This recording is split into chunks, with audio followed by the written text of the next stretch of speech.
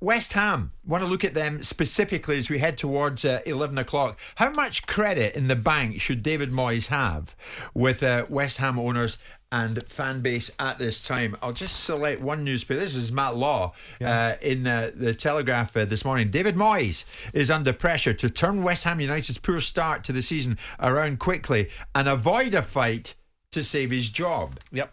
So that appears to be where we're at. The perceived view is that Moyes not under intense pressure, but it will come. Well, he was always listen, first and foremost, you have to get balance in everything, right?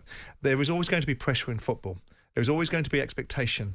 And you are always going to be a victim of previous deeds, or you're going to be the beneficiary of them. Beneficiary tends to be you get a new contract and a big bag of money. Victim tends to be that you have to keep those standards up. And nothing lasts forever. You know, currency gives you a reasonable amount of expectation of a degree of backing from owners. If someone's previous track record gives them a decent relationship and a decent level of currency, as we use the terminology, but you look in the guy's face and he's done, and you can see as an owner, you know when a manager's done. Right? David Moyes is nowhere near done. No. But in the instance of someone saying, well, he's done lots for the football club, his currency is good, and you go down and see the fellow and he's absolutely beaten, it doesn't matter how much currency he's gotten in the past, you need to be moving him along. But as you say, he's far from beaten. He's far from beaten. West Ham, though, one win from their opening 7 games. They're in the bottom 3. And of course it can't come at a worse time for David, because he can't, not that he does, he cannot suggest he hasn't been supported. He's been given £150 million for players. Yeah. And so the irony of it is people constantly, and sometimes justifiably so, go at David Sullivan and David Gold, and to a lesser degree Karen, about the nature of their personalities, the move from the bowl-in, what dreadful people they are, full stop, and so on and so forth. And they never back the manager, and ultimately they then seem to pull rabbits out of hats. Right. West Ham, the third highest spenders this summer. Now they've spent £150 million, and the team isn't reflecting the investment. So you can't go after Sullivan and Gold. So who's your next target? Perhaps Moyes.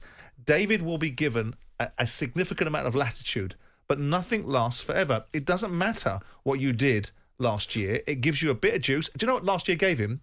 The ability for the West Ham owners to feel confident enough to spend £150 million on players for him. Yeah. If he doesn't deliver outcomes for them in reasonably short order, he will have the same jeopardy that any man. If Jurgen Klopp, all of a sudden, Liverpool's wheels fell right off, and they were all over the place, do you think that Fenway would say, well, you know what, you've built us up, you've done things for us? If in January Liverpool were, 15th in the table and stinking the league out, it'd be under threat as well. Exactly. Is this fair then?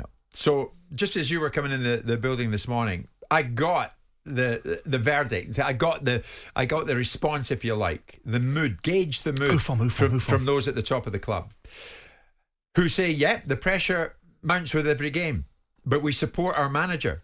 We're not ones for chopping and changing. David Moyes has plenty of credit in the bank. And then add to that, there's a board meeting on Zoom this afternoon. The manager's name is not even on the agenda. No. Is that what you did? All of that, is that what you'd expect? Well, of course. But roll forward January, and West Ham are still not punching anywhere near their weight, and see how quickly that moves up from not being on the agenda to being on the agenda to being a discussion point to being a reference point to being action. Yeah, I hope it isn't the case. I'm a huge admirer of David Moyes, both as a football person, as a man per se, and as an operator. But everybody has to keep moving forward in football, because if you stand still, you go backwards.